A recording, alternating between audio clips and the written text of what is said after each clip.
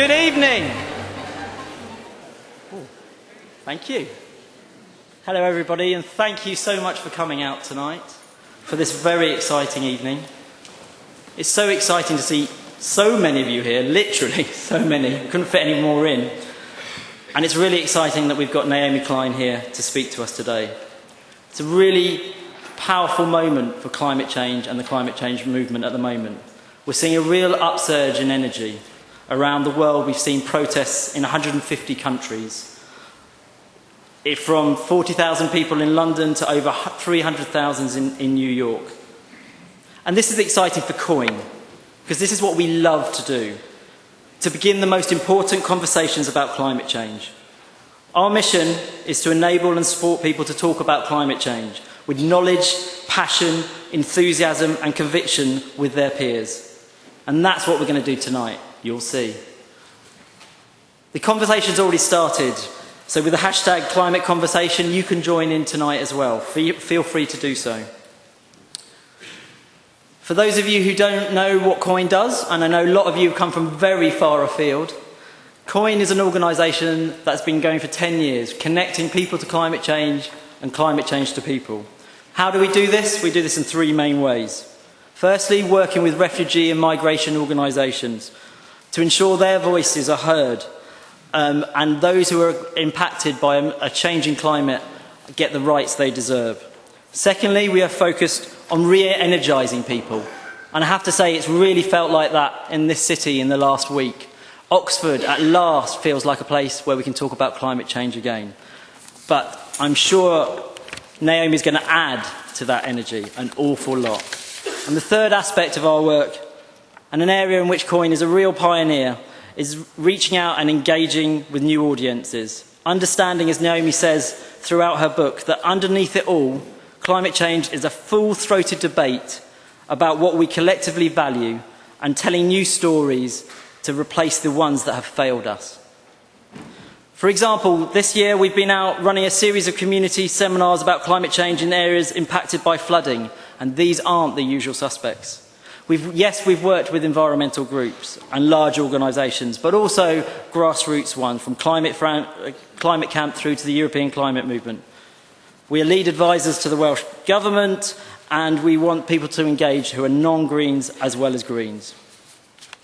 As Naomi says in her book, building a mass movement requires the broadest possible spectrum of allies, and this principle is at the heart of our work. We embrace working with unlikely suspects, from the International Scouting Association through to the Rotary Club. However, we ensure that social justice is central to all this work, reaching out to people's progressive, intrinsic values.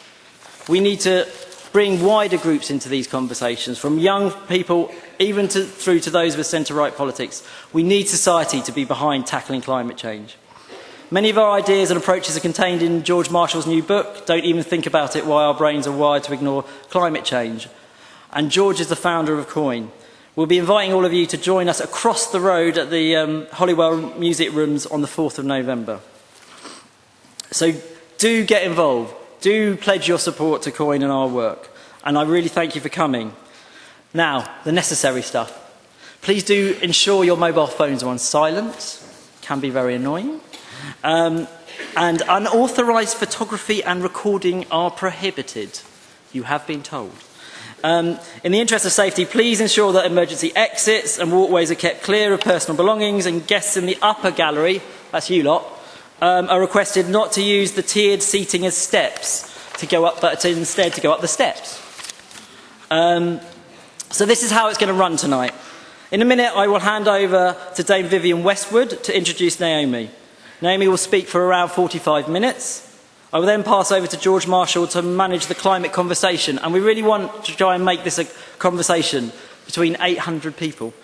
The event will last to around 9 p.m, and then you'll have the opportunity to buy a book, one of Naomi's books, and get them signed up at the front.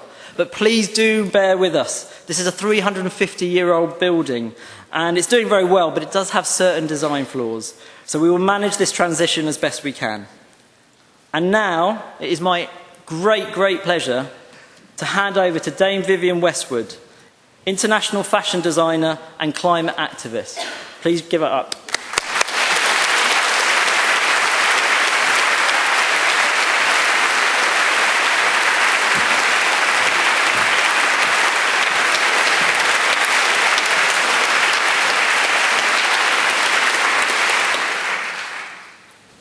Good evening. Naomi wanted me to introduce her. I am an activist. Luckily, I'm a fashion designer, and that gave me the opportunity to open my mouth quite a bit, gives me an occasion to speak. And the problem is that there's always such a short time to try to get a message across. For example, you might have only 1 minute on the television, and I'm really used to what makes me nervous or worried or anything is what can I best say in such a short time. And so I'm going to try to just do that now as well. And I've got a website, and it's called Climate Revolution. And if you look at it, you can find in more detail some of the stuff I'm just going to say now. Right, now then, so what I try to do is to give people an overview, a perspective as to how the world is run. As soon as you know that, you can work it out for yourself. And it's very, very simple. The world is run by private banks who print money, and therefore they create debt. Their aim is to own everything. They almost do. How often have you heard of a poor country who has to sell all their assets in order just to pay the interest? Because this is the point. The private banks don't want the debt paid. They live off the interest, which accumulates out of all reality. And so they've always got lots and lots of money to lend from this interest, except in an emergency, as happened recently when they bailed out the bankers, the commercial bankers, not the privately owned banks, like the Federal Bank is a privately owned bank, for example. And so when that happened, sorry, I've lost myself. Sorry. Anyway, but yes, they every now and again they do print this virtual money as well. Quantitative easing, it's called, isn't it? But they've got loads of money. Anyway, and the people who carry out their dirty work are the monopolies. And this becomes a triad once you include governments, because governments serve this system. It's very, very simple.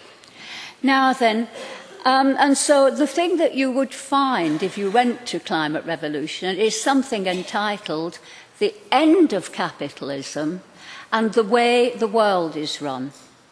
And the important thing is that we have reached the end of capitalism, because capitalism is run on fossil fuels and they are running out, except when you hear about fracking and everything, because then people are going to extraordinary lengths. We're not supposed to take out more than, we're supposed to leave 80% of the known conventional oil and gas reserves in the ground, otherwise we fry. This is what scientists tell us. Yet the monopolies and the banks and the governments who serve them are digging away in extreme things. Okay, you've got that idea. Okay, but the point about the end of capitalism is that, by the way, it creates poverty, and the poverty gets worse and worse. And so the point is that it's the end of capitalism, and that's why things are getting worse, because things are getting more and more extreme. Governments are becoming more and more crazy in the things they're prepared to do. And we don't have democracy in England because there's nothing to choose between the three main parties. And so if you want to vote, you're going to have to vote for something else. Anyway, you have to think about that, because that's not my job to talk about that at the moment. But anyway, do vote, do something. Anyway, the thing is that this word capitalism Now, then, 10 years ago, I would not have mentioned that word, because if I had hoped to persuade somebody about a political system and how it is definitely going wrong, I couldn't have used that word, because I would have been branded as an extremist, as a Marxist. If I would be American, I would be branded as anti-American. But now it is being talked about everywhere. It's in every newspaper and magazine. My husband's Austrian. He reads it all the time in the German magazines. It is everywhere. And it's always linked to the idea of, we've come to the end of capitalism. How do we transfer to a non-carbon future? You're going to hear that phrase all the time, non-carbon future. You're not going to hear it in the Daily Mail anyway, but you will hear it in lots of places.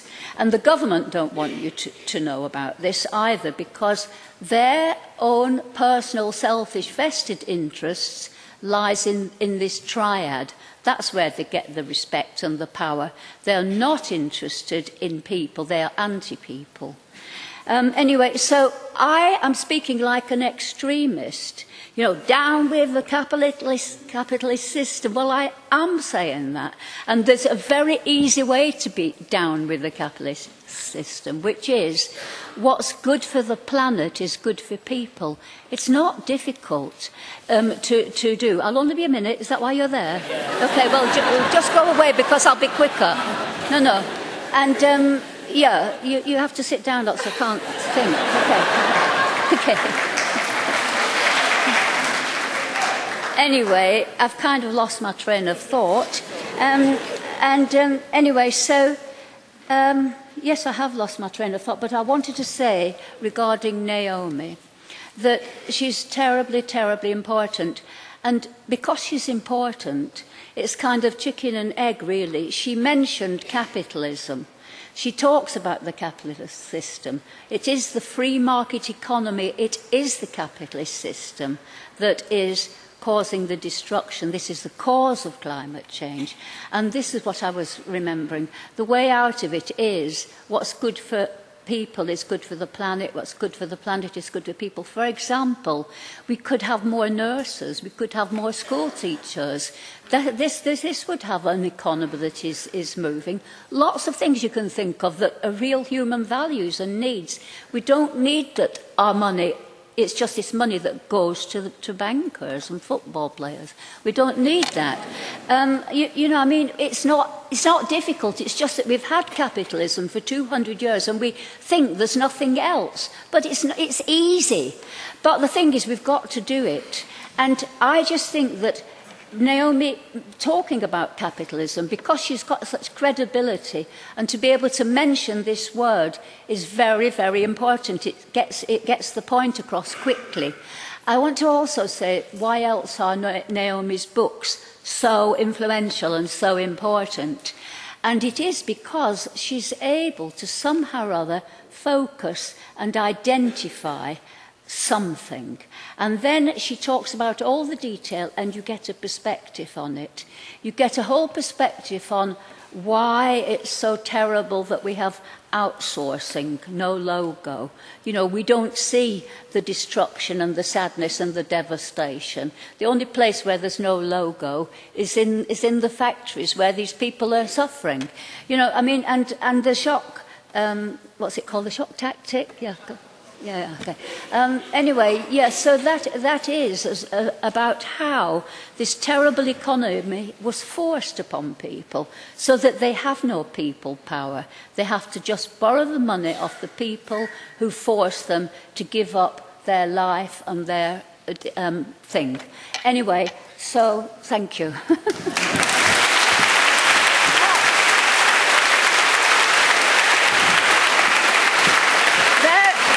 No. Very, very, very, very important is, I said that I couldn't mention things a few years ago.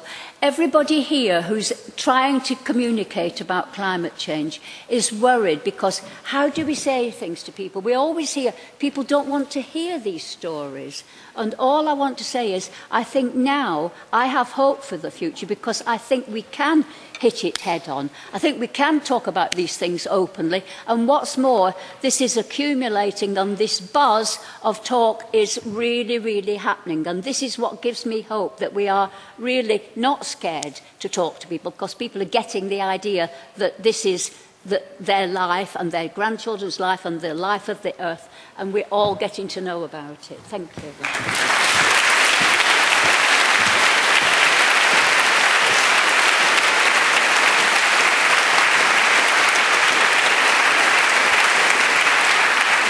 Everybody. Wow, this is amazing. What an honor it is to speak in this room. Vivienne, thank you so much. I love this opportunity to share the stage with you. Vivienne is saying the buzz is building, and we must believe her. This is the woman who helped invent punk rock, for those of you young people in the room. I want to thank you for being here, Vivienne, especially because you launched your own book yesterday, so that's very generous of you to share your time with us. Congratulations for that. I want to thank Cynthia King, one of Vivienne's colleagues on the Climate Revolution Project. Vivienne thanked me for saying capitalism. I want to thank you for saying revolution. It all helps.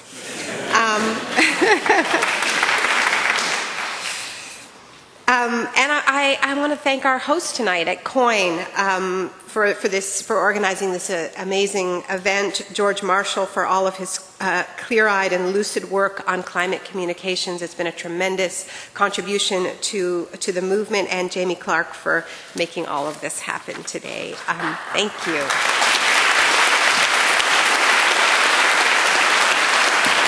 Also, my editor, Helen Conford from Allen Lane Penguin, is here, and it's wonderful to be with you, Helen. Thank you for doing so much to support this book. So the book is called This Changes Everything. And I'm just going to bring this over so that I can put my water down. Water's important. We'll see.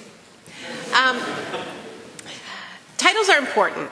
And they're important because they're often the first question journalists ask who haven't read your book. So why is it called This Changes Everything? So you want your title to be a place where you want to start the conversation. And I think that we need to start our climate conversations from the premise that there are no non-radical options left on the table. Climate change changes everything because if we stay on the road we're on, then our leading scientists as well as some of our most conservative institutions like the World Bank, the International Energy Agency, PricewaterhouseCoopers tells us that we are headed directly towards 4 to 6 degrees Celsius of warming from pre-industrial levels. Now, that is way beyond what our governments have described as dangerous climate change. In Copenhagen, they agreed to keep warming below 2 degrees Celsius. And it was a big debate at the time because many of us believed that 2 degrees target was too high. And African delegates marched in protest in Copenhagen in 2009, chanting 1.5 to survive, Africa will fry. So 2 degrees isn't safe, it's safer. Beyond 2 degrees, all bets are off. We don't know what that holds. The models start to break down.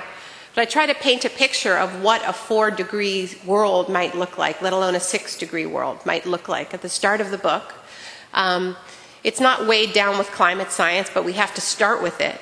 And what our leading scientists tell us is that as the best they can tell, that world sees whole countries disappearing beneath the waves, major cities in jeopardy, including London, massive crop failure at the level of around 60%, so mass hunger. Kevin Anderson, a leading climate expert, scientist, deputy director of the Tyndall Center, who was here earlier, he says, and I quote him at the start of the book, that it isn't at all clear that 4 degrees Celsius is compatible with anything we would describe as organized society. Now, all we have to do to get at that radical place where everything changes about our physical world is nothing. This is called business as usual, the business as usual scenario. We just keep on keeping on, allowing emissions to increase year after year. Emissions increase by an average of 3.4% a year. And there are some other radical proposals on the table for how to deal with this coming from the engineering world. This is usually called geoengineering, the idea that we can prevent some of those radical physical outcomes by hacking the planet, by spraying sulfur into the stratosphere, for instance, to reflect some of the sun's rays back to space, by fertilizing the oceans to try to trap more carbon. This used to be dismissed as completely off-the-wall, crazy sci-fi stuff. In the book, I talk about attending conferences here not far from here, hosted by the Royal Society, the most prestigious scientific organization in the world, to discuss the possibility of deploying some of these technologies and how to regulate them. Solar Radiation Management Government Initiative is what it's called. They've even given it a really boring acronym. So that's pretty radical. And for some people out there funding this research, like Bill Gates, who dismisses solar power as cute, it is more serious to discuss reflecting the sun's rays back to space, dimming the sun, than it is to put up solar panels. So that's pretty radical stuff. But these are not our only options. It's not too late to have a good shot at preventing either radical physical changes or radical engineering changes and the huge risks that they carry. But these are also radical, at least by current political standards. They involve making radical changes to our political and economic systems and to the underlying pro-corporate so-called free market ideology that holds our elites in its thrall. Because that ideology has everything to do with why we have failed and continue to fail to rise to this civilizational challenge. So the argument I make in the book is that the explanation that sheds most light on why we have failed so spectacularly, despite all of the warnings, despite the fact that this issue that used to be something that we worried about our grandchildren facing and is now knocking down our own doors, the reason why we have failed has less to do with the usual rationales like human nature or the fact that it's hard for governments to come together. All of this is true, but humans have come together to face crises before, and governments have come together and passed complex rules before to face challenges. What I'm arguing is that the best explanation is actually historical bad timing. That this crisis landed on our laps at the worst possible moment in human evolution, that being the late 1980s. Of course, scientists have understood the connection between emissions and warming for a very long time. But 1988 was the year that our governments first gathered, actually in my hometown in Toronto, for the first international gathering on emission reductions. 1988 was the year the Intergovernmental Panel on Climate Change formed. That was the year that we lost all plausible deniability. This was a mainstream issue, even in the United States. This year, Time magazine declared planet Earth its Man of the Year. That's how mainstream climate change was in 1988. So what else was happening in 1988 if we cast our minds back? Those of you who weren't around in 1988, I'll let you know. So 1988 was a pivotal year in the neoliberal project. It was the year that Canada and the United States signed a crucial free trade deal that was later expanded into the North American Free Trade Agreement, which was the prototype for free trade deals that have spread around the world. When NAFTA was signed into law, Bill Clinton declared it the arrival of a new world order. The next year, after 1988, 1989, was the year the Berlin Wall collapsed. So around this time, Francis Fukuyama was declaring that history was over. We heard a lot about how there was no alternative, that there was just now one way to run the world, and that was free markets and so-called liberal democracy. So what happened in this period is that after supersizing the American dream in the 1980s, which radically changed our consumption habits, we then exported it to every corner of the globe. Now, obviously, that's going to increase emissions, and it has. There's been an emission explosion intimately tied to the globalization project, because when you liberate corporations to scour the globe for the cheapest possible labor, they're not just looking for the cheapest possible labor, they're looking for the cheapest possible everything, and that includes the cheapest possible energy. So where you find cheap exploited labor, you find cheap coal. And this is a very high emission, dirty way we decided to run the global economy. And it was really striking in my research as I tracked this parallel process of the climate negotiations in the very same years as the climate negotiations, each pretending that the other didn't exist and wouldn't impact one another. So simultaneously, you have this emission explosion going on, linked to this economic project, but you also have an ideological project that stands in the way of doing what we need to do to stop that emission explosion. Now, the ideological pillars of the neoliberal project are very familiar to us because it's the air we breathe. It's privatization, it's deregulation, it's low taxes for our elites paid for with cuts to social spending, all locked in under these investor rights deals they call free trade agreements. So the reason this is a problem is because climate change is the essence of a collective problem, and it requires collective action. And it hit us at a time when a war was being waged on the collective sphere on every front, on the very idea of the collective. Margaret Thatcher claimed there was indeed no such thing as a society in this period. Yet climate change needs for there to be a society to come together and respond. It demands collective solutions. It demands that we forcefully regulate large and powerful corporations, that we tax polluters and intervene in other ways in the market, support the kind of energy that we want with subsidies. Subsidies were also a dirty word. That we plan our economy based on desired outcomes. But of course, planning was also a dirty word in this period. We were supposed to leave it all to the great wisdom of the market, and so we did. So all of these sensible responses became ideologically heretical.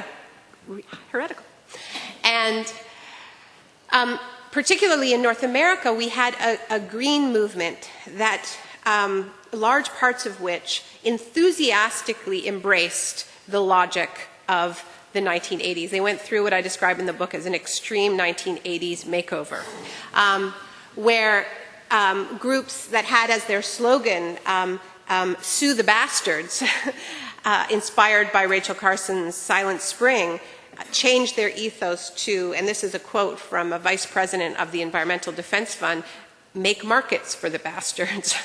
And it all became about creating economic incentives, market mechanisms, markets and pollution rather than regulation, so-called win-wins, and breaking everything down into an issue of individual consumers, because we weren't talking about collective action, we were talking about what you would buy. The new green products and fashionable green clothing. So rather than buying less, it became about buying more. Now the truth is that we have understood the types of policies that would address climate change forcefully for a long time, and we have had the technologies that would help us do it for a long time as well. It's this ideological barrier that has stood in our way, and I want to talk a little bit more about how the specific pillars of the neoliberal era are in conflict with what we need to do to face climate change. And the reason I say this is because I think that these constructs are weak right now. You know, as Vivienne said, you can say things that you couldn't say 10 years ago, and you can say them because there is so much dissatisfaction. Climate change landed on our laps at the worst possible moment, but its do or die moment, which is now, hits us at a very different point. It hits us at a point when this ideological project is in crisis.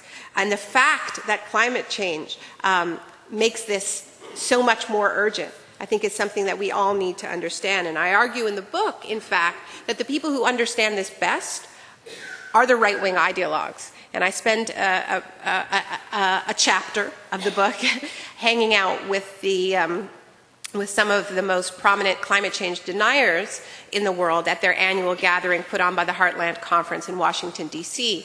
It had some cameos from some familiar names here in Britain who like to talk about watermelons and so on. And what's interesting about the climate change denier movement is that it is not a scientific movement. It is an ideological movement that is funded and organized entirely by the network of free market think tanks that emerged in the late 1960s and early 1970s to wage a counter-revolution against the left.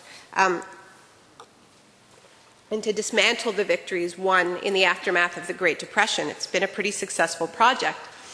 I interviewed the head of the Heartland Institute, Joseph Bast, and I asked him how he got interested in climate, and he said, well, as he looked at the science, it became clear to him that if the science was true, it would be possible for the left to do pretty much anything. So he said, so I took another look at the science. And they're honest about this. That first came the realization that the political implications of the science were disastrous for their project, because of course you would have to regulate if you're facing an existential crisis for humanity. You know, climate change has been described by John Kerry as a weapon of mass destruction. Obviously, you would have to intervene in the face of that threat, but they don't believe in market intervention unless it's coming to saving the banks, but that's different. And so they are choosing to deny. As well they should. So here are a few of the ways it clashes. Now, if we were to take this science seriously, if we were to cut our emissions in line with what scientists like Kevin Anderson and Alice Bose-Larkin at the Tyndall Center are telling us, which is 8 to 10% every year, well, we would need to invest massively in the public sphere to roll out the no-carbon infrastructure of our future. That's public transit. That's renewable energy. We can do it. There's research out of Stanford that says that we can get to 100% renewable energy around the world by 2030. The technology is there. The economics are there. But of course, that is a massive public works project of the kind we haven't seen since the New Deal. And of course, we need to invest not just in that no carbon economy, in redesigning our cities, in transit, in renewable energy, but also because we've waited so long and locked in pretty dangerous climate change, we have to invest in protecting ourselves from the storms that are going to inevitably come anyway. Because the really dangerous combination is the collision between heavy weather and a weak and neglected public sphere. And this is what I describe in my last book, in the shock doctrine, that terrifying collision that we all saw during Hurricane Katrina when New Orleans was hit, where this storm, very, very strong storm, hit weak levees that had been allowed to weaken and neglect, and weaken and erode. and the levees broke through, and the city flooded. And then where was the government? The government, the FEMA, the department that is supposed to lead disaster response, couldn't seem to find New Orleans for 5 days. It was the most unbelievable thing. For 5 days, people were abandoned in the Superdome in that city. And people were abandoned on their rooftops holding signs that said help as they waited for help that didn't arrive. So if you had money and you could get into your car and drive out of the city, you were pretty much okay. You checked into a hotel, you called your insurance company. But if you relied on a functioning government, on a city to have an evacuation plan, you were on your own. We have no caretakers was a quote that I included in the book. And I feel like we are realizing that at a global level, that we don't have leaders who understand that they have a responsibility facing this collective crisis. So climate change and what we need to do in the face of climate change fundamentally challenges the logic of austerity. And I think people in this room experienced this very directly during the flooding here last winter, during those terrible floods. Because it wasn't just the flooding, it was also the knowledge that the Cameron government had cut back flood defense programs, hundreds of them, in the name of austerity. That more than 1,000 people had been laid off or their jobs had been disappeared from the Environment Agency that was tasked with dealing with floods. And that more than 1,700 more jobs were on the chopping block, adding up to approximately a quarter of the agency's total workforce. But what was really striking in that moment was Cameron's panic, right? I mean, whoever thought you would hear Cameron say money is no object in this relief effort? Whatever money is needed for it will be spent. So I think the task for the climate movement and the austerity movement is to come together. That can't just be a moment in the midst of a disaster, because climate change is a rolling disaster, and that sentiment needs to be extended to our entire response to this crisis. This can be the best argument anti-austerity activists have ever had. Indeed, it is the best argument. Now, people say, of course, well, we can't do that because we're broke. I mean, we're told that all the time, right? We're always broke, but we are particularly broke because we bailed out the banks. We bailed them out on the familiar model of privatized profits and socialized losses. And because we did that on such a spectacular scale, I say we because we did it too, there is simply no way for us to do the same thing for the fossil fuel companies and big agribusiness companies that are at the heart of the climate crisis. We cannot let them pocket their huge profits while taking on the burden of cleaning up their messes. And climate change is just that. The response to this crisis, unlike the economic crisis, must be guided by justice, and that means polluter pays. Now, in the book, I go through a list of examples that could raise revenue very, very quickly if we had governments that were willing to go where the money is. They say we're broke. Well, we're not all broke. Exxon's made more profits in a single year than any company in the history of money, $45 billion. And there are all kinds of ways in which we could have a polluter pays principle, from creating climate risk bonds, which would mean that any time fossil fuels are extracted, money needs to be put into a fund that would be used for responding to climate change and getting off fossil fuels. That's one idea. Higher royalty rates, export taxes on fossil fuels, financial transaction taxes, because of course the finance industry fuels the kind of consumption that is at the heart of the economic crisis and would slow down the sorts of economic growth that is such a challenge to our responses. So what we cannot accept are climate policies that pass the bill onto working and unemployed people who are already struggling to pay their exorbitant heating bills. Certainly not in this country, where polls show that a quarter of residents have avoided turning on their heat at times in winter because of energy costs.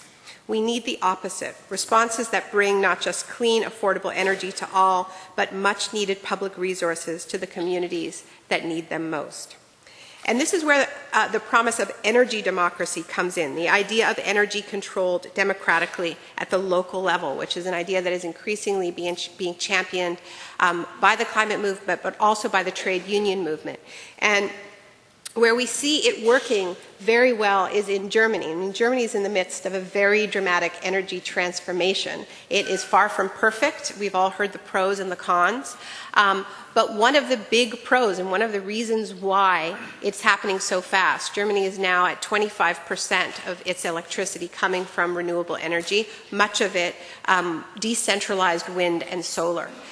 So part of this transformation is that because of social movement pressure, there's a feed-in tariff program that encourages small players and also not-for-profit players. So there are 900 new energy cooperatives, and there are a great many new municipal utilities that are democratically run and are feeding power into the grid. And the reason this matters is because having public control over energy means that not just that you can have cheaper energy prices, because in Germany they actually aren't cheaper, but that the resources are kept in the community. And this is really what's driving it. People don't want to allow energy companies to keep taking the profits out of the communities, especially during times of public austerity. So the promise of this is this sort of the win of both fighting climate change and fighting austerity at the same time. And there's so much desire to be part of it that the city of Hamburg recently voted to take back its energy grid from the private company that had bought it. They reversed that privatization. This is happening in hundreds of cities and towns in Germany, and it's a piece of the story that we often don't hear about, that in order to be part of the energy transformation, people are taking on the entire logic of privatization. And this is now spreading to North America. Boulder, Colorado, which is a very liberal city, everybody wears fleece and bikes around. Well, it turns out that all of their power was coming from coal. So a group of young activists contacted their local utility, which was private, like most utilities in the United States, and said, hey, we'd like renewable energy. And the private utility said, no, we don't think so, because it's more profitable to give you coal. So these young people ran a campaign to remunicipalize their energy grid. And they won a referendum despite being outspent 10-1 by this energy company. And then it was contested and they won again. And what I love about that campaign, the Boulder campaign, is it wasn't ideological. They were not opposed to privatization. They wanted renewable energy, but they found that they couldn't get renewable energy in a privatized energy system, and so they became anti-privatization activists. So we're seeing these conflicts again and again. But we did lose some really key tools for responding to this crisis when we privatized so much of our public sphere in the 1980s and 1990s. I have a section of the book about Richard Branson, which has been one of the more controversial parts of the book. And it's in a chapter called The Billionaires Won't Save Us. And it talks about these various billionaire messiahs who have stepped forward after seeing the climate light and positioned themselves as key parts of the solution. There's a few of them now. There's Gates has done it, and Buffett, and Michael Bloomberg, and Branson. But I focus most on Branson and his track record because I think actually it has a lot to teach, because I think he was on to something. I don't pick on Branson because I don't like him. I might have liked him if he would have sat down for an interview. But we had an email interview instead. No, I pick on Branson because I think Branson was right about something, which is that, so what happened with Branson is that in 2006, he got a visit from Al Gore, who gave him a private PowerPoint presentation. This is, and according to Richard Branson, he says this in his book, Screw It, Just Do It, that Gore told him this isn't going to be changed from below. It has to be done from above, from leaders like you, from business leaders. And so he showed him how bad climate change was. Branson had what he described as a road to Damascus conversion. And he decided he had to do something because he realized he was part of the problem, because he runs airlines and he also runs trains that are fueled by diesel instead of renewable powered electricity. So he went to the Clinton Global Initiative, which is an annual telethon for the planet, and he announced that he would divert 100% of the profits from his transportation companies that were fueling the climate crisis, and that money would go into developing a green fuel and fighting climate change. And he said that he pledged $3 billion of those investments over 10 years. And it, at that point, was by far and remains the largest such pledge ever made. He got a huge amount of good publicity. He was on every talk show in America. And it was pretty impressive, right? I mean, taking all the money from your polluting industries and putting it into fighting climate change. What a crazy idea, right? And he also launched a prize, the Earth Prize, for whoever figured out how to capture carbon safely. So what I do is I audit these pledges in the book and see what's happened. And not surprisingly, 8 years in, he hasn't even gotten to a fraction of that pledge. It's in the millions, not the billions, and he admits that he maybe will get to a third of it when the 10 years are up. I highly doubt he will get to that based on where he's at right now, but you never know. So the point of this for me is not to say Branson is a hypocrite. It's to say Branson was really onto something with this idea that we should be diverting the profits from the sectors that are fueling the climate crisis and use those resources, since we're broke after all, to get off fossil fuels. Indeed, that's the only thing that will do it. What was striking to me, Branson says he couldn't do it because his airlines weren't profitable enough. In this period, he launched 3 major new airlines, including a domestic airline in the States, a domestic airline here, and we calculated what this represented in terms of emissions. His emissions went up 40% in the period in which he was not meeting that target. So the idea is good, but the logic of growth that our billionaires are locked inside stands in the way of them making good on, let's give them the benefit of the doubt, on their best impulses, on their best instincts. So we have to do it for them, is the point. The idea was good, the mechanism was wrong. It can't be voluntary, it has to be regulatory. All right, so from some of this, it might be tempting to conclude that this is just a matter of returning to a pre-1980s form of capitalism, a pre-neoliberal form of capitalism that had higher taxes, more regulation, less free trade. The problem is we have waited too long for that to be enough of a fix. Now, when we talk about 8 to 10% emission reductions in a year, that is not compatible with the kind of economic growth we have. Lord Stern has said that the most that would be compatible with economic growth is 3% emission reduction. The only time we have had anything on the level of 10% emission reductions year after year is in the aftermath of the market crash of 1929, and it was the Great Depression. Now, we don't want a Great Depression. We want a great transition. And in order to get there, we need to break a whole lot of rules and have a strategic economy rather than a growth-based economy. Now, I think we can get trapped in the growth versus no growth argument, because in order to have a transformation instead of a depression, we need to grow parts of our economy. So it's not about whether we grow or not. It's about deciding where we want to grow and deciding where we want to contract. And it's the deciding part that our politicians are not very good at. We can and must grow parts of our economies that are already low carbon. We need more nurses, more teachers, more firefighters. We can also find ways to compensate work that currently goes uncounted and unacknowledged, like many forms of caregiving. We can and must roll out these green energy transitions, but the problem is that as we roll out that new green infrastructure, because our economy is based on fossil fuels, we're going to actually burn more fossil fuels in the short term as we get off fossil fuels. And so that needs to be offset by a contraction in how much we consume, because we are now within this strict carbon budget. So that means that the super consumers, that's all of us here I would suspect, are going to need to consume less. We need to plan our cities to use less carbon and our food systems to use less carbon, and we may even have to live within carbon budgets. Once again, it's crucial that this be done in the spirit of fairness, and we also know that that's the only way it has ever worked. In Britain and North America during World War II, for instance, every strata of society was required to make do with less, including the very rich.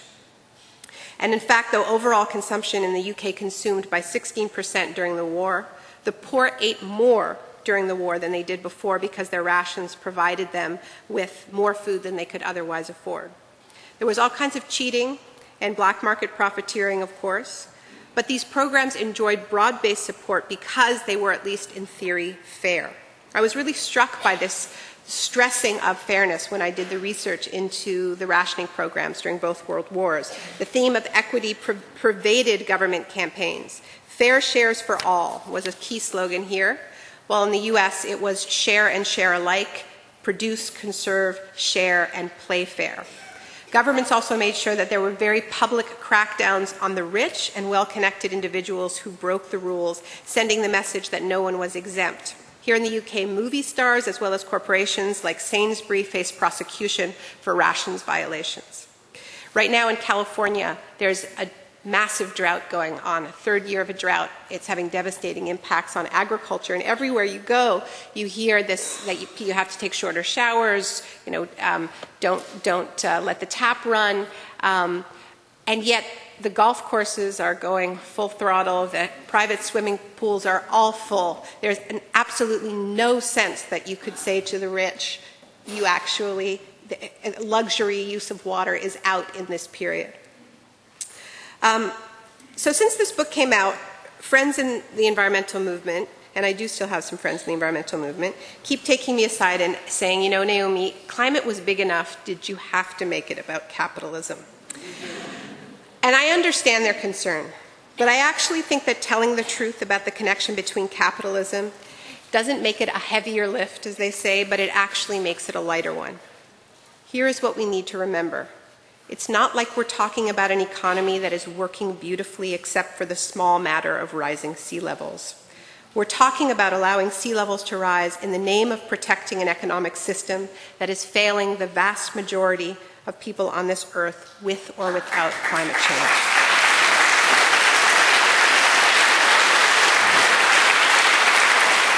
This is a system that has already sacrificed a great many people's job security, their homes, their right to a good public education, to decent health care, and now that same system is making it clear that it is willing to sacrifice the stability of the planet's life support systems. Naming the system of unfettered greed as the problem makes climate change a lighter lift, because while a lot of people aren't so sure climate change is their #1 priority, a majority of them know all too well that this system is not working for us. Shifting the discussion from carbon to capitalism, or at least expanding it, makes climate action more popular and the movement behind it more populist. Now, the other thing I've heard a lot about is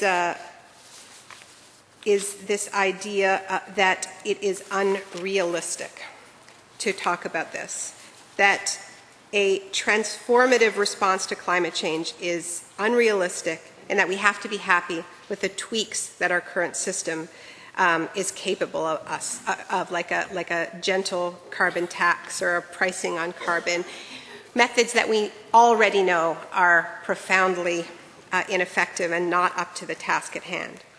So I want to say a few words about realism. I think we need a radically revised definition of realism, one firmly grounded in the reality of what our atmosphere can take, and one grounded in the reality of what our oceans can take, one grounded in the reality of what our social fabric can take, and what our bodies can take. Thresholds are being reached. The Earth sometimes seems to be fighting back, convulsing under the pressures we are placing under it, convulsing with storms, floods, and droughts. Here's the good news. We are starting to fight back too. we too are beginning to convulse. We too are reaching thresholds of how much we can and will take, how much we will allow to be sacrificed in the name of profit. And we are expressing these thresholds through storms of our own. 2 weeks ago, 400,000 people marched in New York City in the largest climate demonstration in history. Tens of thousands more participated in smaller marches in 162 countries. The next day, thousands participated in Flood Wall Street, a peaceful sit-in in the heart of the financial sector. Many of those who participated were veterans of Occupy Wall Street 3 years earlier. But at that time, most weren't focused on climate change. In the intervening years, New York City was hit by Hurricane Sandy. In fact, Wall Street itself was flooded during that storm. So these activists returned to the scene of that earlier crime to say that the same brutal logic that had foreclosed on so many homes is in the process of foreclosing on our collective home. What was striking about that march in New York City was not just its size was impressive. It was that it was the first time I saw a climate demonstration that looked like the movement that we actually need, a movement that could actually win. The biggest problem we face is one that I think many of us understand now, that we have an urgency gap. We are up against forces that have a huge amount to lose. As Vivienne said, the fossil fuel sector has 5 times more carbon in their proven reserves than our atmosphere can absorb and still leave us with a 50-50 chance of keeping warming below levels our governments have described as dangerous. That represents trillions of dollars. They are highly motivated to block climate action. On the other side of the divide, you have a lot of people who say they care about climate change, but not that much. It's not the issue that they vote over. It is not the issue that drives them. And this is why, most of all, we need to link a climate agenda to a justice agenda. It has to hold the promise of a better life for people. And that has to take the form of greater democracy, real jobs, healthier communities. And that's what I saw in that march. I saw people from the South Bronx, one of the poorest areas in the country. And they had signs about how their kids had soaring asthma rates. That's what climate change means to them. And they're willing to fight for their kids' health. They are also willing to fight for the climate jobs that they know can come to them, based on a justice principle, that the people who have been first on the front lines of our toxic economy should be first in line to benefit from the transition. The march was led by Indigenous people from the Alberta tar sands who are experiencing cancer clusters, whose the animals and fish that they rely on for food are diseased because the area has become so toxic. They're fighting for their land, for their culture. They are fighting hard. We saw on the march also students who are part of the fast-growing fossil fuel divestment movement, who are holding their universities to account and saying, you can't prepare us for a future on the one hand, and on the other hand, bet against our future by investing in fossil fuel companies that have declared war on our future. And I don't know if people have heard, but students at Glasgow University just voted today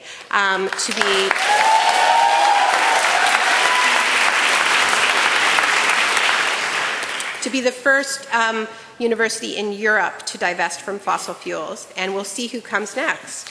Maybe Oxford.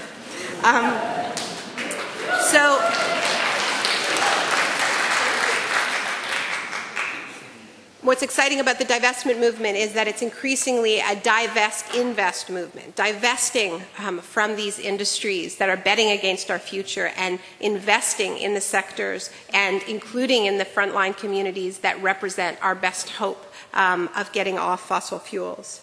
They're fighting not just against an apocalyptic future, but for a present that is better than anything else on offer. When we talk about climate change, we battle our own fears. It is one of the scariest topics out there, if not the scariest. I often find that what is described as apathy is often hiding raw terror. This is the fear that comes with the reality that we are participating in an economic system at war with creation. So what should we do with that kind of fear? First, accept that it won't go away, that it is a fully rational response to an unbearable reality. Next, use it.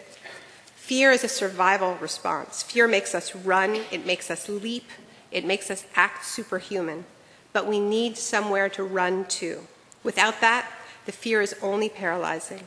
So the real trick, the only hope, is to allow the terror of an unlivable future to be balanced and soothed by the prospect of building something much better than many of us had previously dared hope for. Yes, there will be things we will lose, luxuries some of us will have to give up, whole industries that will disappear. And it's too late to stop climate change from coming. It's already here, and increasingly brutal disasters are headed our way, no matter what we do. But it's not too late to avert the worst. And there is still time to change ourselves so that we are far less brutal to one another when those disasters strike.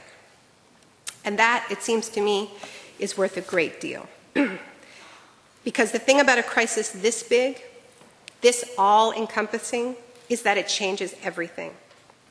It changes what we can do, what we can hope for, what we can demand from ourselves and our leaders.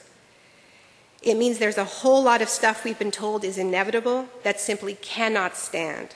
And it means there's a whole lot of stuff we've been told is impossible that has to start happening right away. Can we pull it off? All I know is that nothing is inevitable. Nothing except that climate change changes everything. And for a very brief time, the nature of that change is still up to us. Thank you.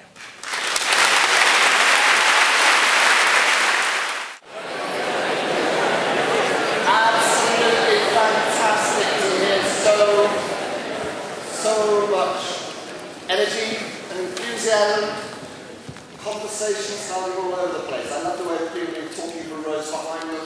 Great. We're going to have 2 more opportunities to go back into pairs, groups, and talk about stuff.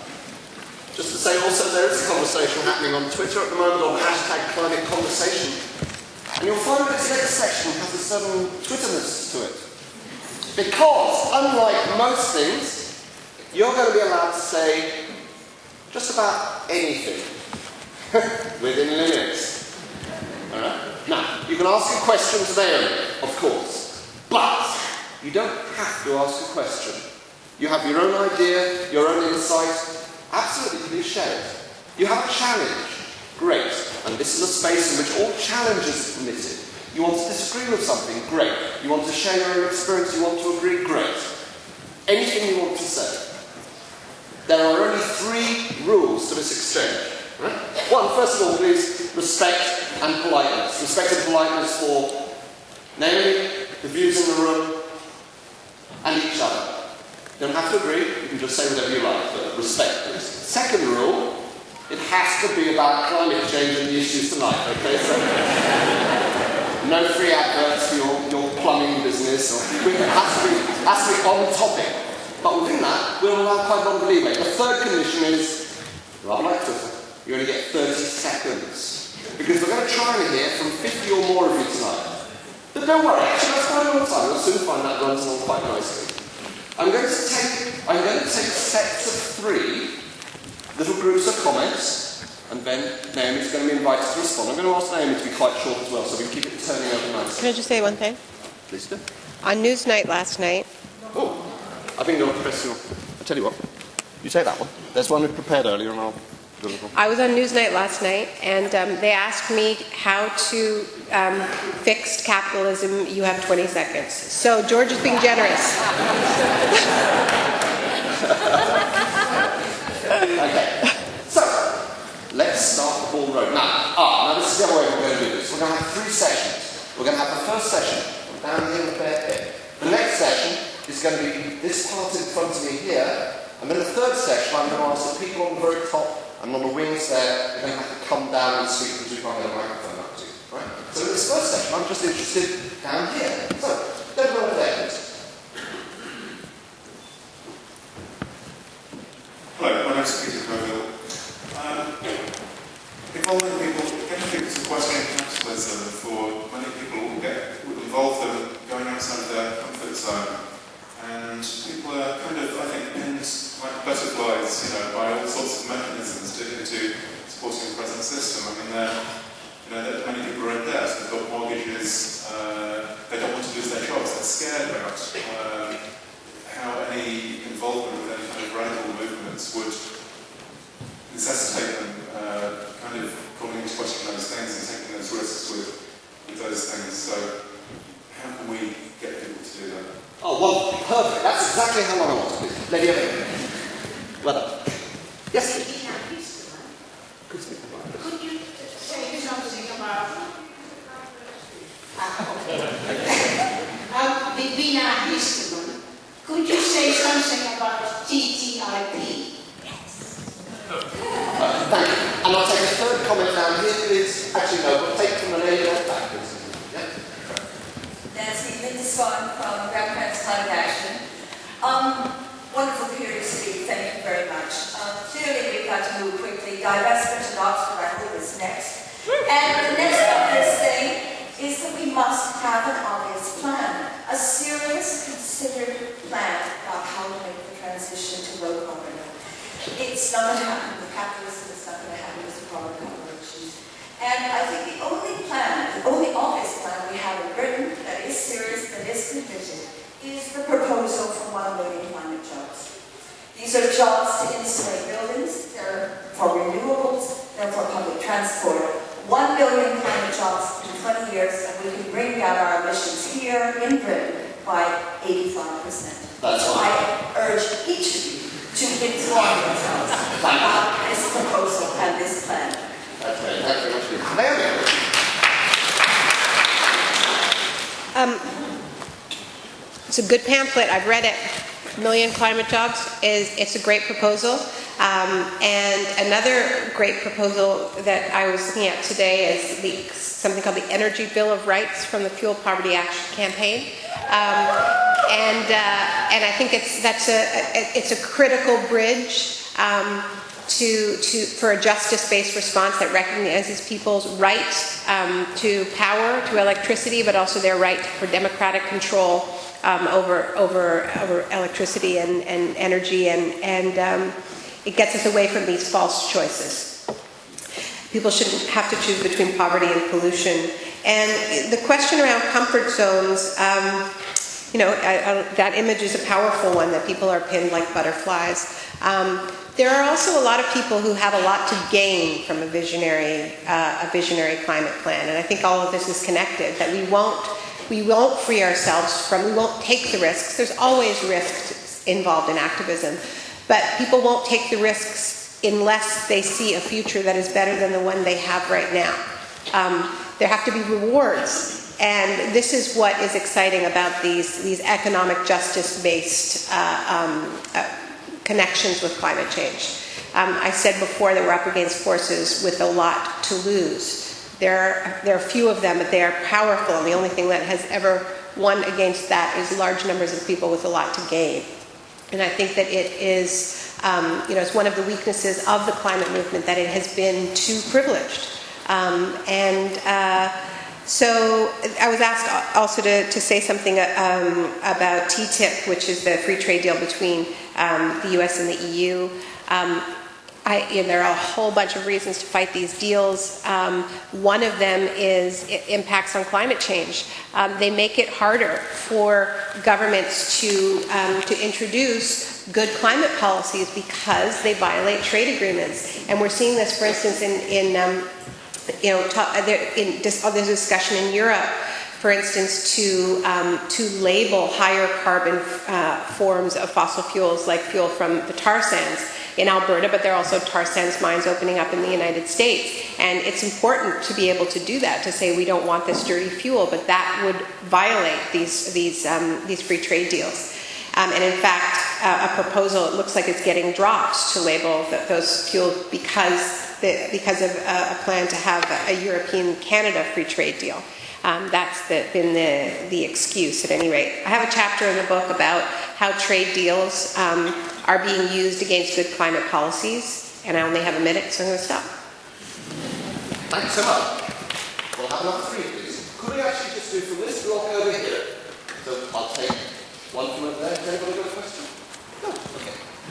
There's a gentleman over there, yes. Hello, my name is Jake Backus. There are not many school-age children here, perhaps there shouldn't be, and it was quite a heavy talk. And if you likewise were talking to business leaders at Davos, and I find a non-senior person the simpler the argument needs to be and the more picture to use, what would be the executive summary of what we need to do? Thank you very much. We're still down here in this part. Could I come down here, please? The lady here. And Ben over there. So this one there. I'm a city councillor, so I'm very dare, if you like. I'm not a neoliberal friend.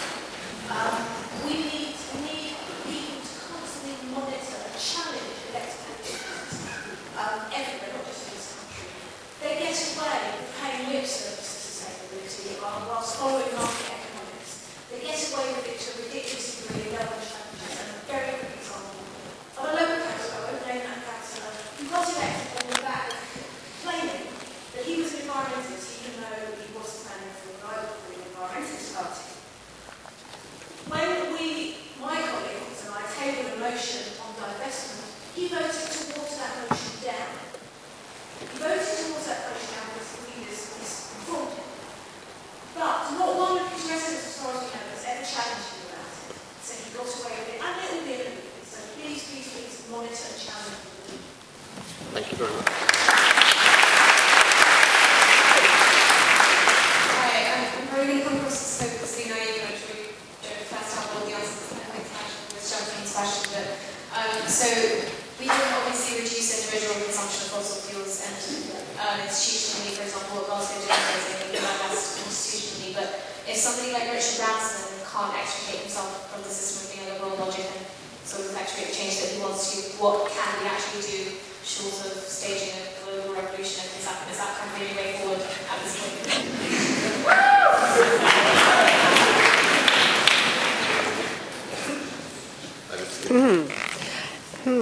Okay.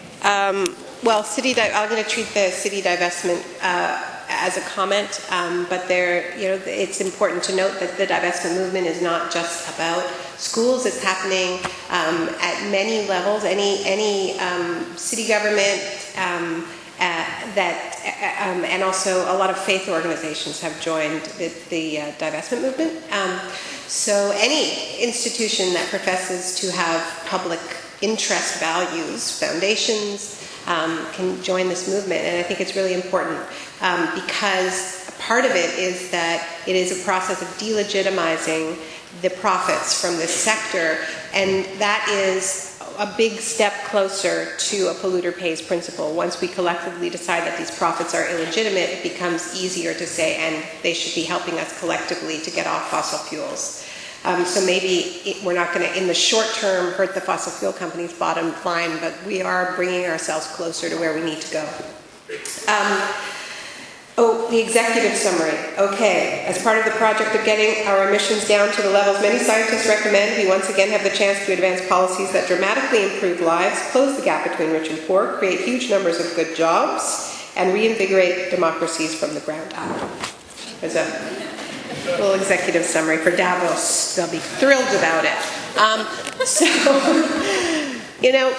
don't think we should be discouraged that Branson can't get off fossil fuels. He's up to his neck in fossil fuels. And I think that this idea that we're all equally guilty has been a big messaging problem of the environmental movement, and it has mitigated against action. We are not equally guilty. Most of us would love to lead fossil fuel lives. These are monopolies. We don't have good choices. We don't have good choices in transit for the most part, unless we're lucky to live in a visionary city. Most cities don't offer people good transit decisions. We don't have good choices when it comes to how we can power our vehicles, because we can't plug in vehicles. They're usually getting power from coal. One of the things people hate most in the world, besides paying taxes, is filling their cars up with gasoline. It's not like they're voting for Exxon because they go to the gas station. It isn't like that. This is a form of monopoly power, and I think we've really been duped in this idea that we're all equally part of this system.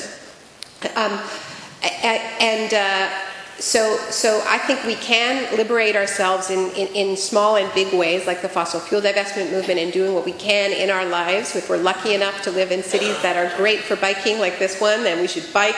But I also think that we shouldn't have some kind of purity test that you can only participate in this movement if you've liberated yourselves from fossil fuels, because that will be a very small movement indeed. So I also think that we should just wear our hypocrisy proudly, you know. We are all in this system, you know, we're doing the best we can, but we're not going to hold each other to some purity test that will make this a far smaller movement than it needs to be.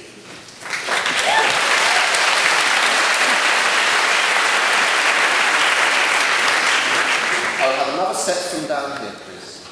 Could I have down front? Could you come down here? Anybody over here?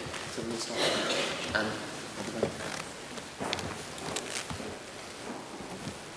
hello, please. Sorry, I didn't realise it was you. So there was 2 pages I scribbled over furiously in your book, which talk about some of the issues here being about individuals. There being some sort of inherent greed or selfishness, unhappiness, disconnectedness from other people, from nature. And I'm just really wondering what your views are on how we look at that issue. So last week I attended a conference which was done by a webinar called Mindfulness in Climate Action, which had 700 people around the world. It was really inspiring about how maybe mindfulness or movements such as that might be able to actually help work on some of these issues of our inherent unhappiness and unsatisfactoriness in our lives, which is what means that we then purchase a lot of things and maybe don't have that sense of connection. So do you have any ideas or thoughts on ways that we might be able to work with that issue, the very personal sort of inherent issues within ourselves, help us to make better choices and vote for better people? There was someone over here. Where did the microphone go? Yes, please. Well, listening to these kind of talks often feel quite despairing, but in fact there is a lot that we can do. First of all, we can support lots of big campaigns that there are. And then, you know, there is a political party that's got a worked out visionary plan for transition for zero carbon social justice. It's what we want. We support it.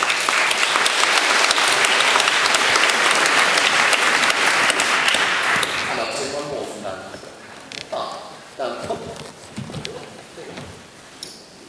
Naomi, I'm very interested to hear your views about what you think would be the best outcome from the climate summit in Paris in December 2015, and what we should do as activists beforehand.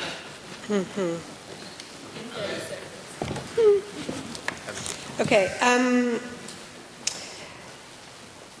Well, I would say about the Green Party that I was really happy that Caroline Lucas came to the event in London, and she's a really heroic figure, I think, and we need more politicians like her. And in terms of Paris, you know, I think all we can do is build our movement, build the movement that we want, get as clear as we can about what kind of action we want in the lead up to Paris. Because I think the weakness of that march in New York, which was fantastic on so many levels, was that it was too vague in just kind of calling for climate action. You know, Monsanto has a vision for climate action. You know, Suez has a vision for climate action, and they were inside the summit, not outside, right? They were inside making policy, talking about climate-smart agriculture and, you know, privatized water systems. And you know, this is what my last book was about.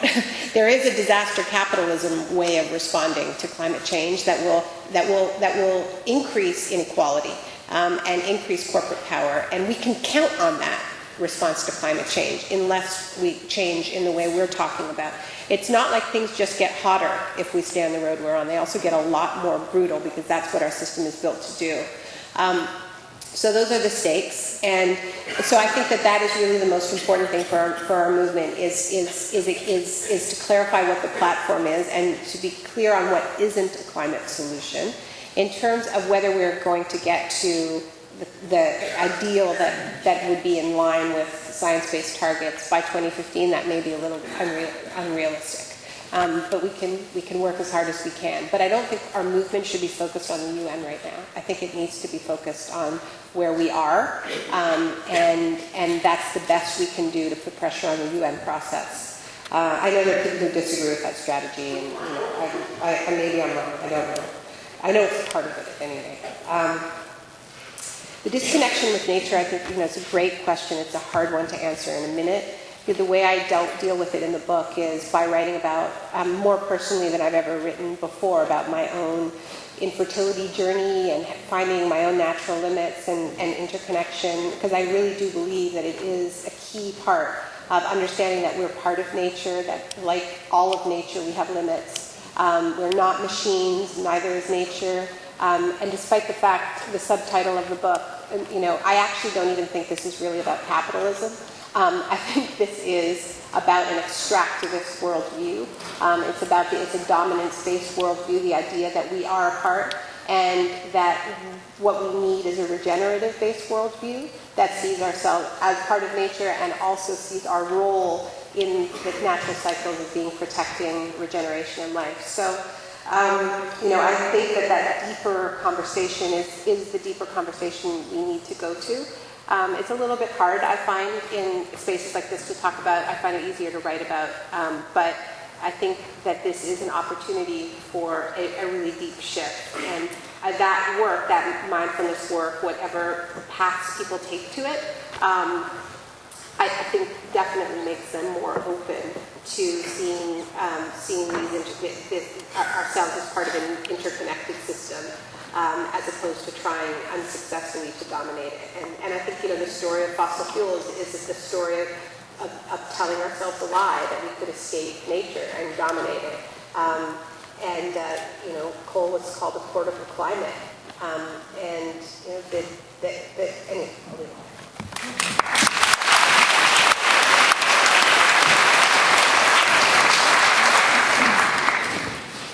Sorry, but I'd just like to answer that myself, if that's all right. And we have a wonderful opportunity to break the mould in this country.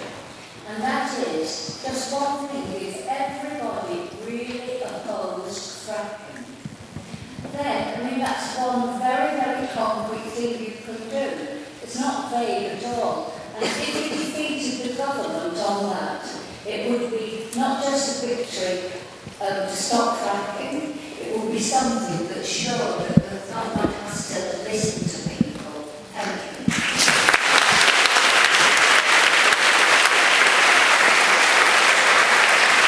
Now we're going to have to move on.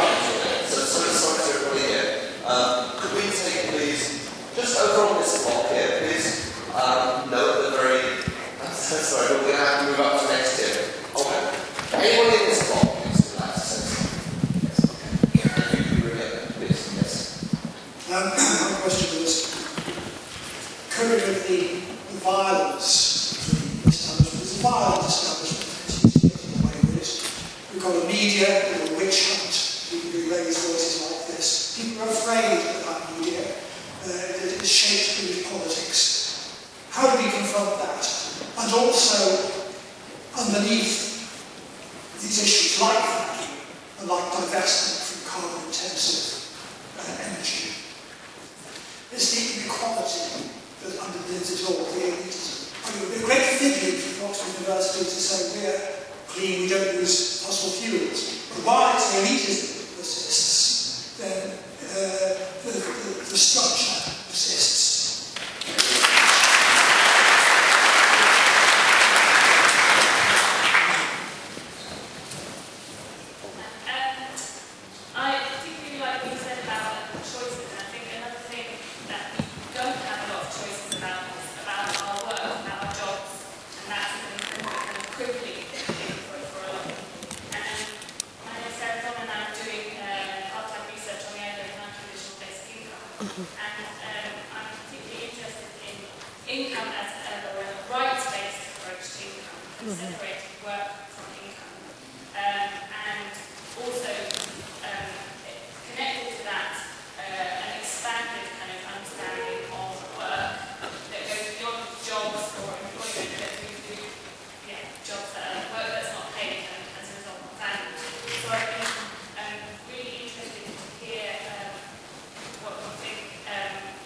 would be enabled, or how we would be able to respond to different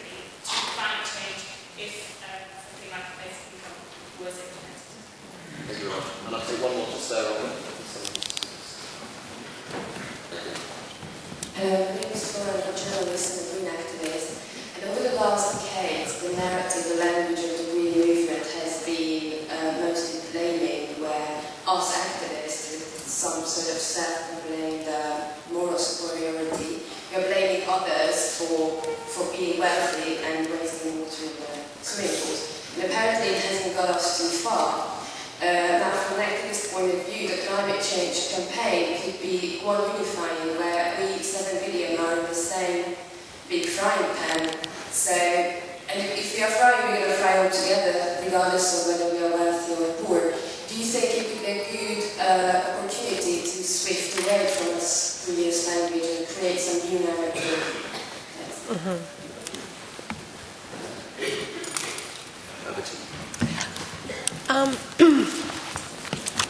Yeah, we're going to all fry together, but it isn't all going to be at the same time. This is part of the problem that we're dealing with. And I think that this is the way, actually, a lot, in North America, a lot of the green messaging has been this erasure of difference, this erasure of class, this erasure of race. We're all in this together. We're all impacted equally, and it's just not true.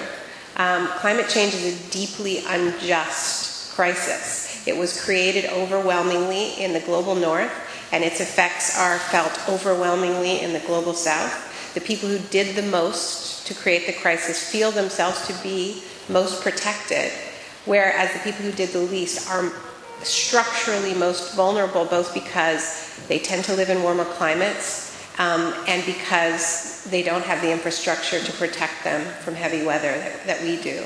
And I can tell you, I live in Canada, which is, a climate criminal. We've broken our Kyoto commitments flagrantly, towards 27% above where our emissions should be because of the Alberta tar sands. And our government is delighted that the Arctic is melting because it's opening up a new trade passage, and they think they're going to have longer growing seasons. So they may be wrong. It certainly won't benefit everybody in Canada. But the point is that inequality is shaping this crisis, and we have to stop dodging that. I do believe that this has the potential to bring a huge amount of people together under a very, very big tent, bigger than we've ever seen before. But I don't think that we should erase difference within that tent. I think we have to be respectful and mindful of that difference, or we're not being honest. But I do think it helps to remind ourselves that we are already under a big tent, and that's the atmosphere. It's the biggest tent of all. I have a bit, not enough in the book about basic income, because I agree that it is part of how we have to think more broadly about what a climate solution really is. So long as people only have bad choices, they will make bad choices. We continue to be locked within these jobs versus the environment debate as people fight for whatever jobs are left. And we're fighting this on every front with fracking, with tar sands pipelines, and putting in that social safety net that says that people don't have to make these impossible choices about whether they're going to take a job that's destabilizing the climate or whether they're going to feed their family will free up. It's a big goal, but it's also potentially a better place for us to put our energy than fighting for a marginal carbon tax. Not just because it makes better choices possible, but also because if we, in the process of fighting for a basic income, we would have to make the argument that all lives are of equal value. And that is a really important values shift. We live in a culture that does not act that way or believe that. Part of what we have to do in winning this ideological battle and winning back so much lost ground since the Thatcher era is in asserting basic values of humanity. That to me is one of the key benefits of a basic income fight, is the platform it might create for us to express those values in the same way that, when we fought for universal health care, we fought it based on the idea of universality. And those are important values to assert. So I think there's two really important reasons why it's a really good idea. And I think, I'm also supposed to solve British elitism. can I just say that you guys have to solve Okay. Well, and as we said, the rules of this is, they don't have to be questions. You can just make... I agree, it's a huge problem. Okay, you know what we're going to do? We're moving now towards the end, but we're going to have a chance now for you again to spend a few minutes talking again. There's a chance now for you to talk just again for a few minutes with the people next to you. Maybe try and speak to somebody different now. I'd like you, if you could, to start moving your conversation towards what are we going to do? We've had a lot of challenges from Naomi about what we need to do. Your ideas, how do you think we're going to do this? How are we going to broaden the movement? How are we going to restructure the economy? How are we going to build a better world? What might this world look like? Just for a few minutes. Now, before you go into big groups, just to say, this is a chance for people at the top to make a point or ask a question if you like. But if you want to do that, please come down and form a line behind the mic. So whilst people are talking, come down and then we'll go into the final session. It's just a few minutes talking to the person next. We're able just to have a few more questions,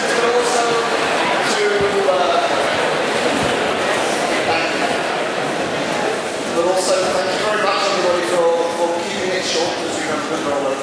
Just to say, also, do feel free. It does not have to be in the form of a question. Simply be a point, something you want to share. Let's start over on this side here, Chris. My name is Paul Beach. When it comes to climate change and global warming potential, the emphasis more seems to be on CO2. There doesn't seem to be enough understanding that methane is also an incredibly powerful global warming gas. And not only that, but it decays in the atmosphere quite a lot faster than CO2. So, if we could cut down the amount of methane that we produce, we could have a greater effect, perhaps, than cutting down a lot of CO2.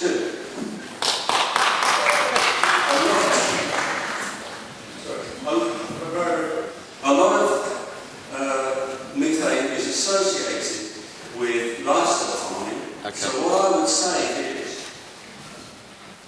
why do you fixate on CO2? You could fixate more on CH4. You know what you need. If you are worried about heat, cut down on the meat.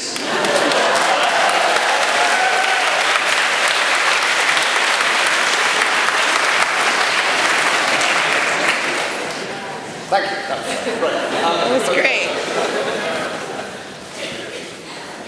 Hi, I just wanted to touch on the point you were trying to make about inequality and how some of the world's poor are the most affected by climate change, but also linking it to this point you were making about hope and despair.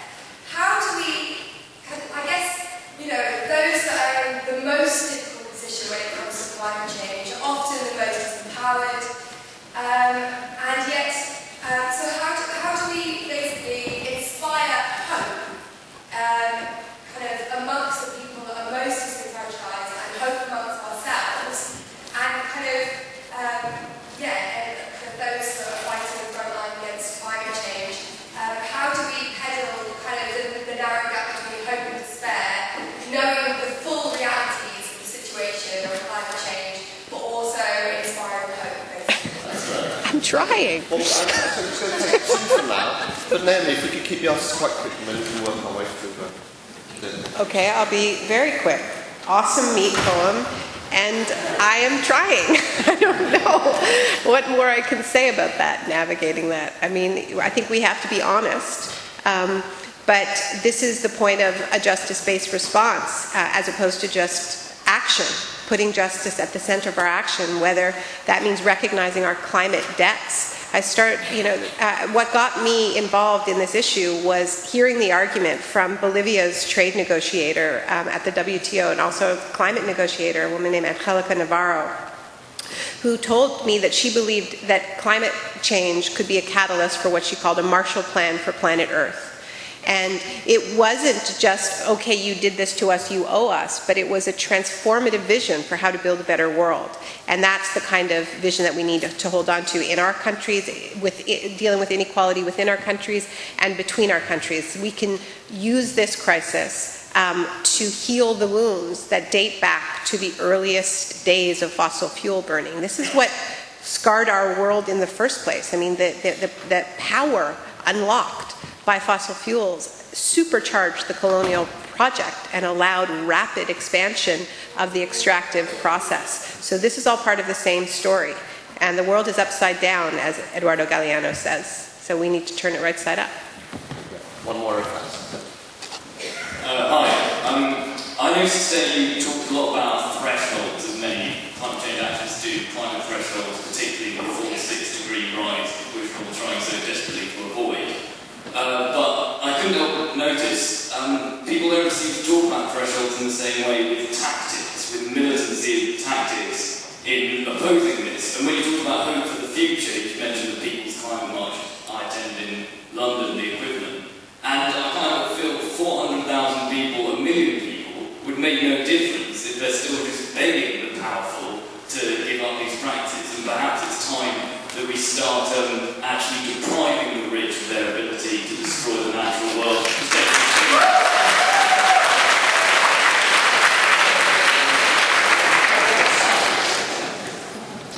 My name is Matt Morton. Somewhere between governments and individuals can be found small local communities. Beyond acting as a family or a peer group, it's possible to collectively tackle climate change and social justice by forming city block social units to assess local resource autonomy and to democratically decide on the speed of our transition. Within each city block, we need a balanced photosynthetic equation using water and carbon dioxide to grow plants, as well as rebuilding a community based on the built environments that we have. So what we kind of need to do is forensically go across the whole landscape and form little groups and then do it collectively at the same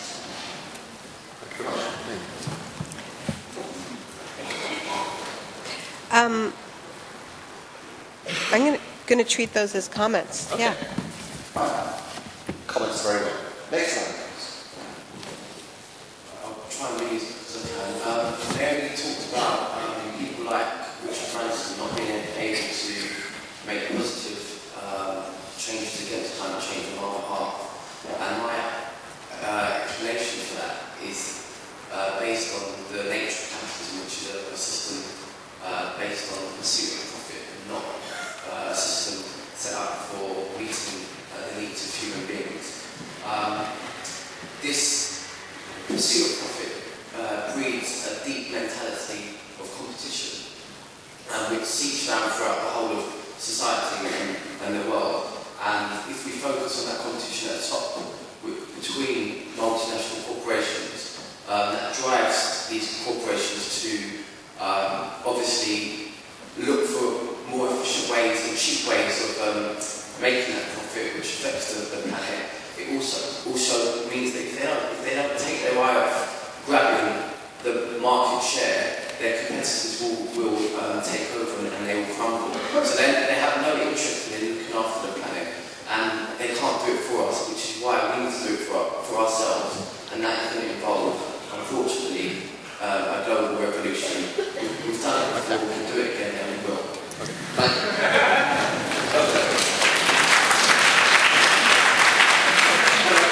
My name is Steve Paul. I'd like to propose a joint strategy for all of us for Paris in 2050. If we bring in lots of carbon taxing, that doesn't stop the burning. We can burn it when it's damaged again faster than we're driving around. If we put alternative power on every river and mountain top in the world, there's good evidence that that can boost the economy and actually increase carbon consumption. The one thing that would stop us burning more is to control the extraction. We've heard that we have to leave 80% no fossil fuel reserves in the ground. What I'd like to see is the strategy for Paris is an agreement to ration the remaining 20% for the next 500 or 1,000 years, going from the current consumption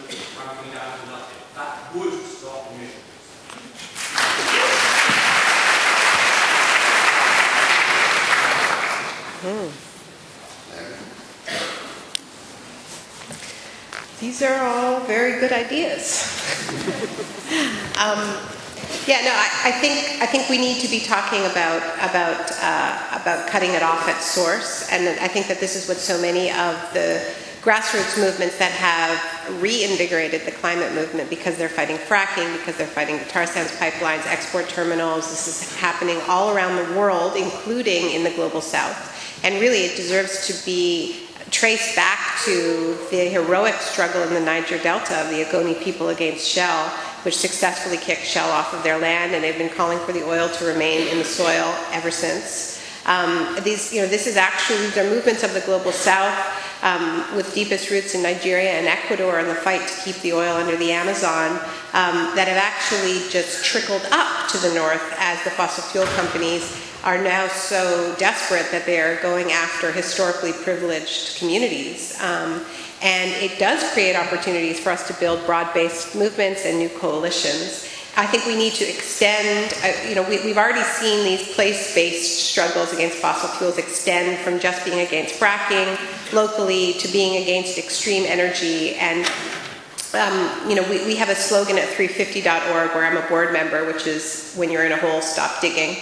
And I think that we can extend a lot of this into policy. The Greenpeace has a call for to close the Arctic for drilling, but I think that we need to have, the principle is no new carbon frontiers. No extreme energy, it's off the table, it's out of the budget. And then how to ration that 20% on a justice basis, right? Who has a right to that 20%? It has to be based on historical responsibility as well. But I think that's a big part of the discussion we need to have. Thank you so much. Well, we're coming to the time when the sacrifices come to an end. I would like to invite Naomi, if you have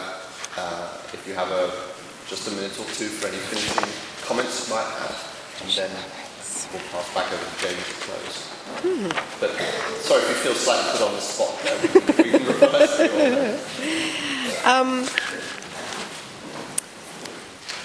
Yeah, I think I've said pretty much everything I wanted to say tonight.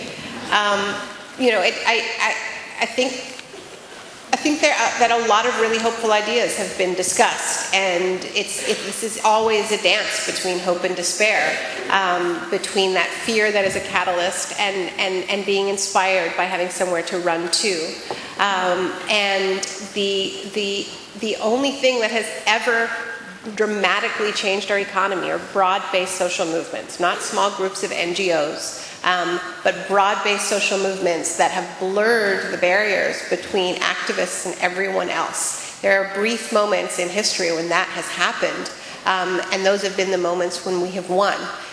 So a big part of what we need to do is drop the idea of who is an activist and what is activism, and we need to be acting on every single front. And there have been fantastic examples of that, of ways that we can engage within our institutions, in our workplaces, and protecting our communities. So good luck. This has been a really fun evening. I want to thank Coyne again, and George Marshall, and Vivienne Westwood, who's left, but it was really great having her here. And see you guys later.